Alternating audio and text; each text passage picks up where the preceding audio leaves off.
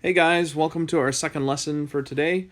Today we're going to be looking at something called the physical pendulum, which is the idea that you could take something like a meter stick and swing it by its end and let it swing like a pendulum. Now, we've studied pendulums before, and we looked at the equation for the pendulum, which is t equals 2 pi square root L over g.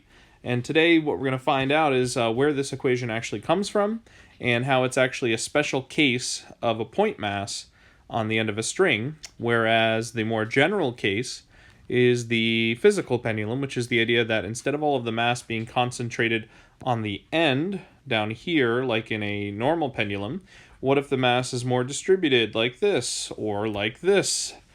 So the more general case is the oddly distributed mass, and then that distribution of mass influences the time it takes for the pendulum to oscillate because the inertia changes as the mass distribution changes. So what we're going to do is we're going to take a look at how to derive the equation for the period of a pendulum, and not a pendulum that has a point mass on the end, but any pendulum based off of Newton's laws and acceleration. So I'm going to erase this stuff here, and we're going to go ahead and get started by remembering something very important that we've seen a couple of times, and that is this relationship that we see right here and right here, okay? So if you've been doing the homework over the last couple days, you've seen these two equations a couple times now, and the general idea is that the first equation, maximum acceleration is equal to omega squared times amplitude, that comes from our position function. You know, the second derivative of position is acceleration. And what you find is that, again, your acceleration is, well, here, I'll write it down below. The acceleration is equal to a omega squared times the cosine function omega t. And that cosine function times a is actually your position, right? So we can replace those two. And when we do that, you end up with this. And if we want to maximize that, well, x max is just my amplitude. So then x max gets replaced by my amplitude, which is where that equation comes from.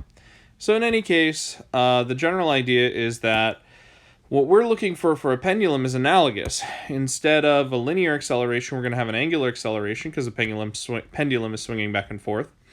And instead of a amplitude that's measured in meters, we're going to have an amplitude that's measured in degrees or radians. So that's the general idea. The bottom line is, whenever you want to find the period of a pendulum, you're going to have to make this connection here. You want to write this sort of equation, and that's important because ultimately you want to draw a correspondence. You want to calculate the angular frequency. You want to understand what the angular frequency of that pendulum is. So in general, what we're going to do is we're going to take a Newton's laws approach with the goal of obtaining an equation just like this, so that we can figure out what our angular frequency is, so that we can relate that to the period of motion. Okay?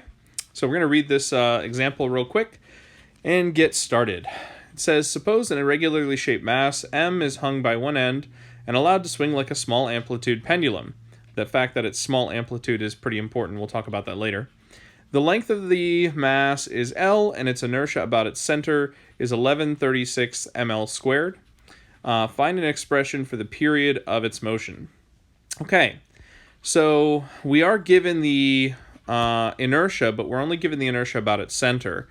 And that's important because this pendulum is not rotating about its center, it's rotating about its end. So this is analogous to something like a thin rod, where its inertia about its center was 1/12 ml squared, but about its end was 1/3. So here we know the inertia about its center, so we're going to have to figure some stuff out, and we'll go from there. Now, I'm going to erase this Amax stuff. This was just to give us some idea of exactly what was going on and us getting there. We're going to get there again, so don't worry. But for now, we're going to start our Newton's laws analysis. Now, I've marked here in the middle of this mass right there the center of mass. So obviously the center of mass in this case would be somewhere down towards the bottom, not in the middle. And the reason I marked that is because, well, we're going to have gravity acting on the center of mass. And with the pendulum, we have our vertical here, and the vertical is the point of equilibrium. The pendulum's going to swing back and forth, right? So what force causes that to happen? Well, gravity causes it to happen. And we know that gravity pulls straight down, but we don't want just the straight down gravity. We want the component of gravity that's causing the pendulum to go back to the middle. So that's what we're interested in. And that is, of course, the part of the gravity that goes to the middle is the horizontal component. So that's mgx. And if you recall, mgx can be calculated as mg sine of theta from our inclined plane. We know it is sine of theta, not cosine. So that's our restoring force, and this is where our Newton's laws analysis begins. Now, in this particular case, we don't have a linear acceleration at all. We only have an angular acceleration.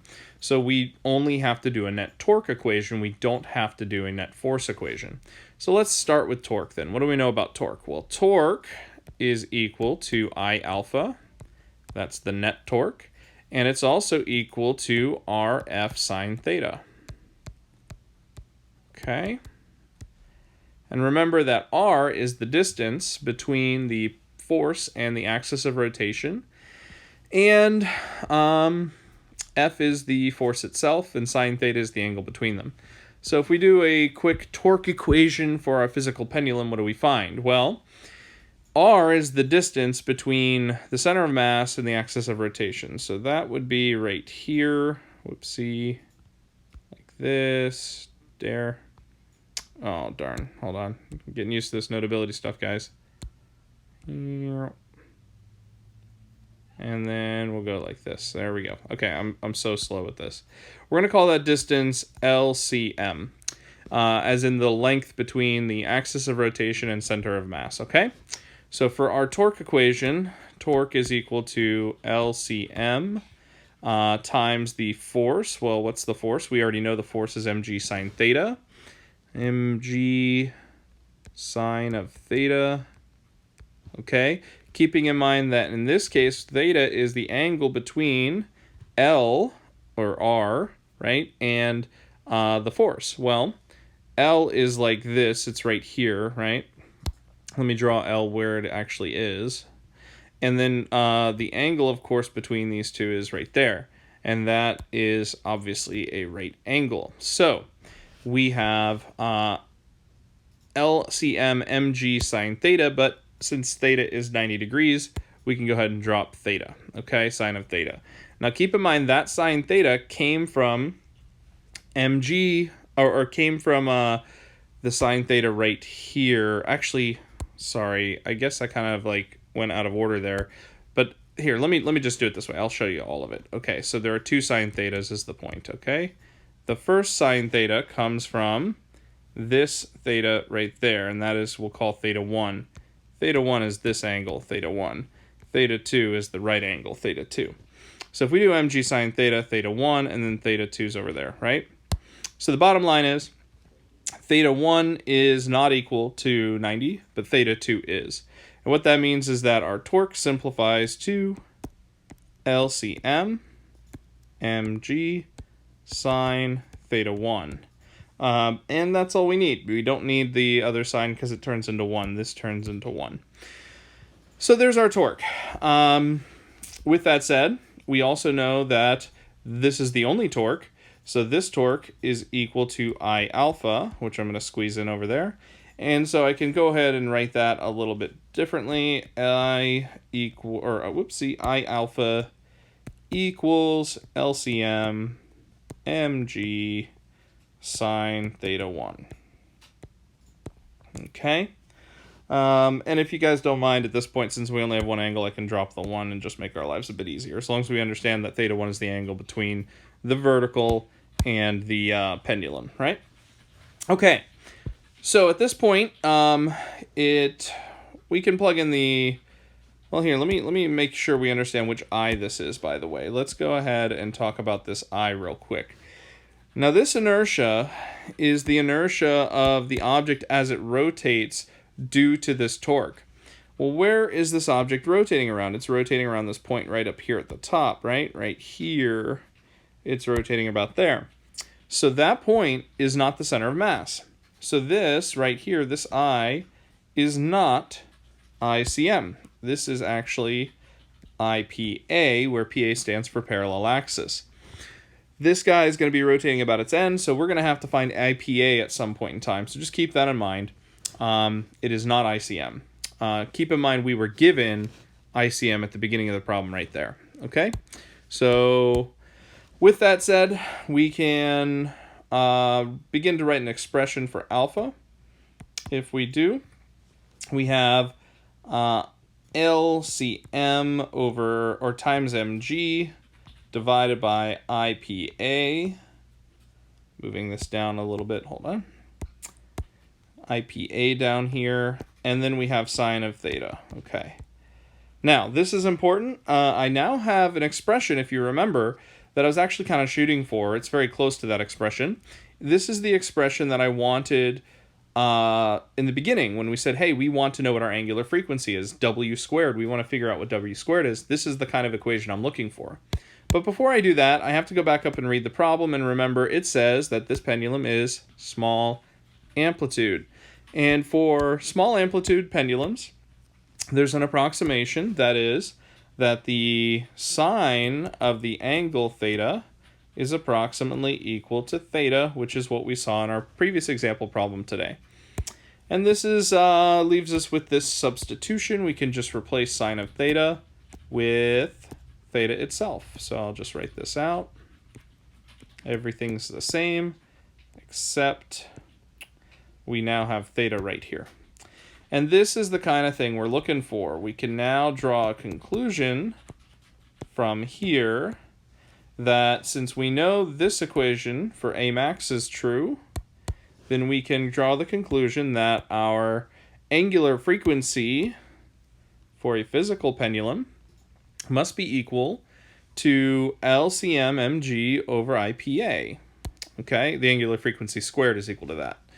So this is actually pretty important. I'm going to write this out, and I'm going to do a little algebra. Well, I'm just taking the square root. So we'll have L, in fact, I'm going to rearrange it. We'll just write it as mg LCM, and then we have divided by IPA. Okay.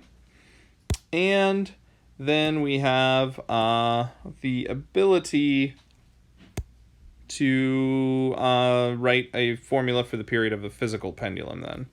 So since we know t is 2 pi times the square root of I meant 2 pi over the angular frequency. There we go. And then we can do this guy and flip what we have in the radical and write it out like this. IPA divided by our torque, mg LCM. And this is actually a very useful formula. It tells us that the time it takes a pendulum to oscillate will depend upon the inertia of that pendulum right here, and then that is divided by essentially the torque of the pendulum. So that's all this is, right? We look here and we see in this equation, going back up to our angular frequency, we just see in the numerator a torque. It's basically RF sine theta, right? Where theta is 90. R is LCM and mg is F. And in the denominator down here, we just have the inertia. So our angular frequency then is directly found based on our understanding of Newton's laws. F net equals ma, torque net equals I alpha. So we flip that angular frequency, we now have our expression for the physical pendulum. This is a pretty good and pretty important expression, so you might want to write that down. In fact, of course, we want to include that, the t in there, so I'm just going to write it out one more time, nice and neatly, if that's possible, on an iPad. And we have the square root of IPA divided by mg, and that's LCM. Now, we're not quite done with our example yet because we have a couple things we want to point out. Number one, they wanted an expression for the period of motion, but they also gave us its inertia about its center, okay? So they gave us that guy. So we need to use that. It's 1136 ml squared, okay? It's kind of a weird number, but you'll see how that comes out. So we need to first figure out what IPA is. because I can't plug in ICM. I don't know IPA, so I got to calculate it, right? So we're going to go ahead and say, remember I should say, that IPA is equal to ICM plus MD squared. If you don't have this formula memorized yet, memorize it. Plug it into your calculator. Make sure you know this formula. It is super importante because you're going to undoubtedly use it at least once on the AP exam. So, what do we know? We know IPA is going to be equal to ICM, 11 over 36, ML squared plus MD squared. Now, what's D? Anybody remember? Well, I'll tell you. Going back up here, D is the distance between our two axes, okay? So one axis goes through the center of mass, and the other axis is on the end there, okay? So our distance then is just LCM, okay? So this is going to be LCM squared right there. So we're not going to end up with a lovely expression here, but that's okay. And yeah, we can't really do a whole lot. We can just factor out the m perhaps. And that's not really even that good. So, you know what? I had a different plan for this example problem originally, but I think we're just going to go ahead and cut it here. Here's what I'll say, okay? We're going to do this. For some reason, I thought this was going to simplify differently. It's not, so don't worry about that. Here's this would be easier if you knew the numbers, right? The important thing is that you understand that when you have to do this, and this will be more relevant for the homework, the important thing is you understand that when you have to do this, right, you have to plug in ICM right here and the distance between the center of mass and the end right there, okay, where for D, right there, right? So as long as you know how to use the parallel axis theorem to plug that in for your torque equation, then you should be just fine and you'll get a good expression. I was hoping the expression was going to simplify, but I'm tired, guys. Don't worry about it. We're good. So hopefully this makes some sense. So to review, we have this situation where we have a physical pendulum and we want to know how it is going to oscillate. So what we did was we said, hey, it's going to rotate, of course, because of a torque created by gravity. So we wrote our gravitational torque equations. So here's net force equals I, or torque net equals I alpha, and our other torque equation right there and there. And then we actually calculated that out. Remember, we had mg sine theta. That was from the component of gravity. And then we had sine of theta from the torque equation. Sine of theta from the torque equation was sine of 90, so it canceled out. Boom, it's gone. And then we had this expression right here left over. Then we took that guy and we plugged it in we set it equal to I alpha. We rearranged for alpha, and then we made our small angle approximation right here. Then we recognized that LCM mg over IPA corresponded to omega squared, and therefore it was equal to omega squared. We took the square root, and then we plugged it into our equation right here for period, and we got an expression for the physical pendulum's period. Now, before I finish this up, I do want to show you something that I think is pretty cool, and I'm going to erase this right here. Remember, you do have to use parallel axis theorem when you actually solve. I want to show you guys how this simplifies to the simple pendulum, okay? So let's just think about that for a minute. With a simple pendulum, we have all of the mass right down here, okay? And we want to know, okay, how can I, get the equation that I expect for a simple pendulum from this more general equation? Well, let's think about it. What is the inertia, IPA, for this system right here, for this object, right? Well, what do we see? We see all of the mass concentrated down here where the bob is, and none of the mass anywhere else because we assume the string is very light, basically massless. So what is the inertia in this situation? Well, it's a point mass. What's the inertia for a point mass? Well, it is, with that being the length of the cord, it's going to be mr squared, where r is L. So we just have L squared. Make that too pretty. There we go. So IPA for a simple pendulum is just ml squared. Okay, fine. What about on the denominator here? we have mg LCM, right? Where LCM is the distance between the center of mass and the axis of rotation. Well, here's the axis of rotation. Here's the center of mass down here still, right? So the distance between the center of mass and the axis of rotation is L. So for this little simple pendulum, LCM is equal to L.